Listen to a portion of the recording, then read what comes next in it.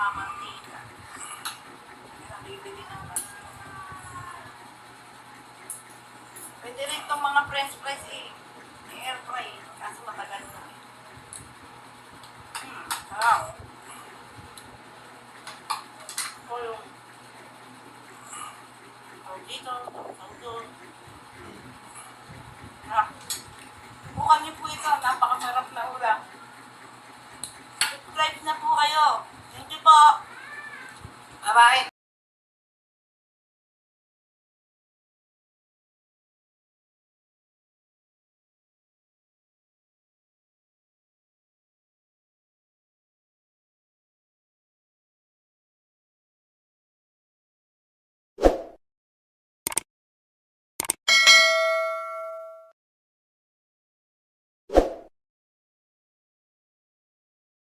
Ito lang po yung french fries ko. Ibang hiwa kasi ako.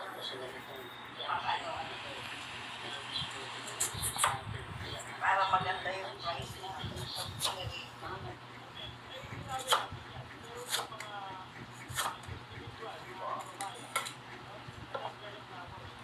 Tapos po yung ating asin lang po. Tapos ilalagay ko na sa air fryer.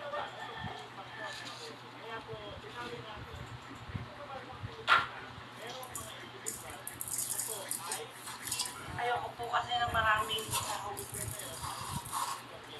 Sarap po pagkain asin lang. Yan lang po.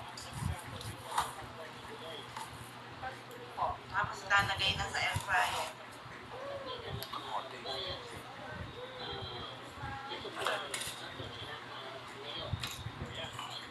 Yung kamote po, pareho lang din po sa patatas.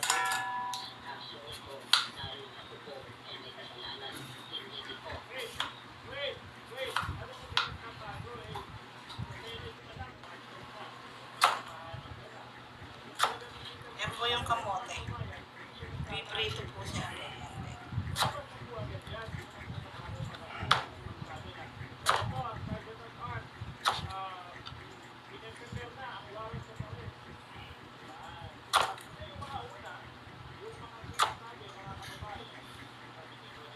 Para maganda yung ating multi-plating po. At may bisita kayo, pwede po itong gawin.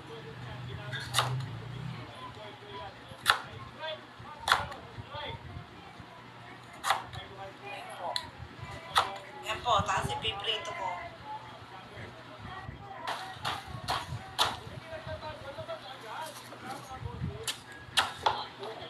Patapos na ang aking pag-iiwa.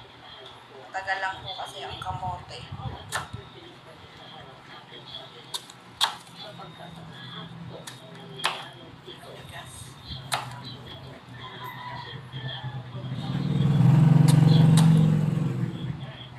Paborito po ito ng mga anak ko, pritong kamote.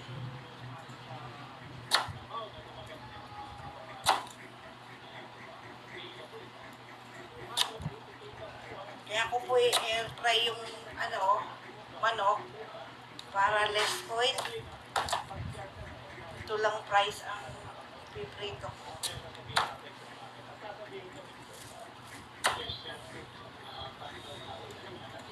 Para hindi nagagamit ng maraming mantika, i-air fry ko na lang yan.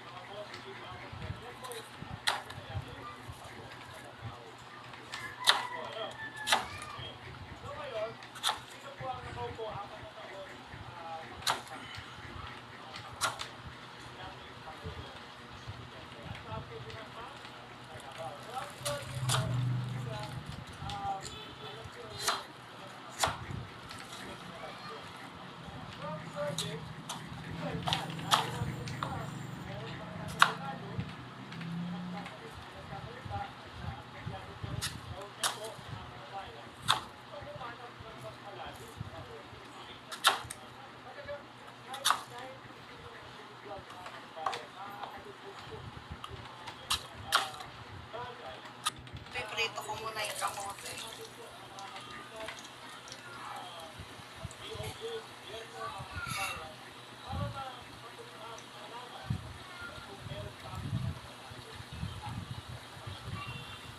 Okay, okay na po. Mamaya, pagluto na, halo-haloin. Ito po, ilalagay ko na sa air fryer ang manok. Kasya lang siya kasi maliit lang po eh. Tapos po, ayan. Tapos, isiset ko lang siya ng 30. Yan po. 30 minutes. Balikan natin. Ito na yung kamote. Lagay nyo lang sa strainer.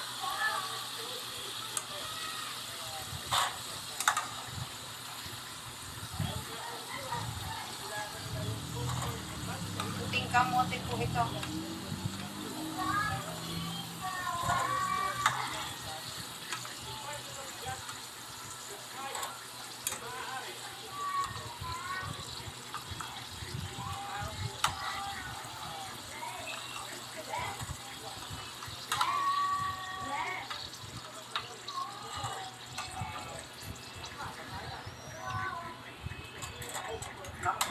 Patatas naman.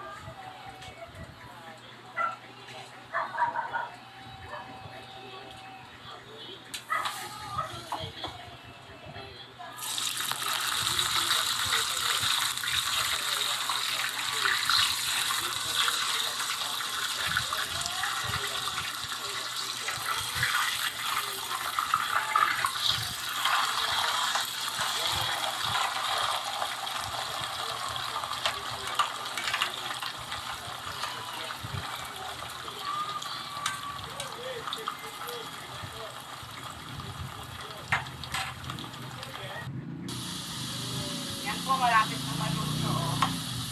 Uunin ko na rin siya.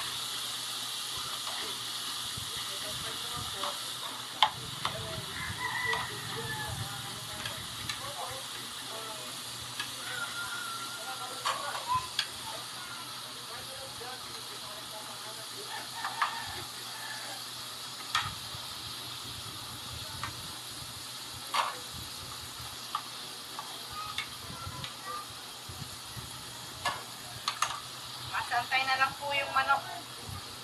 Ready to eat na naman.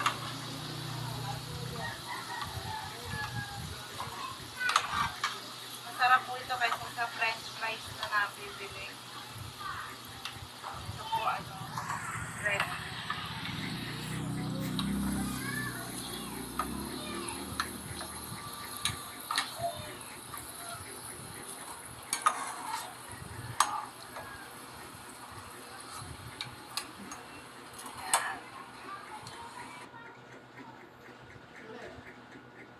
Po, ang fried chicken. Ito po, lagyan ko asin.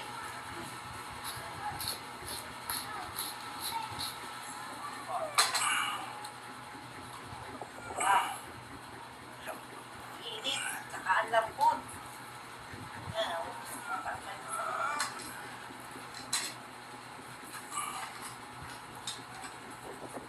maganda po ang luto sa air fry kasi hindi ka na magmamantika.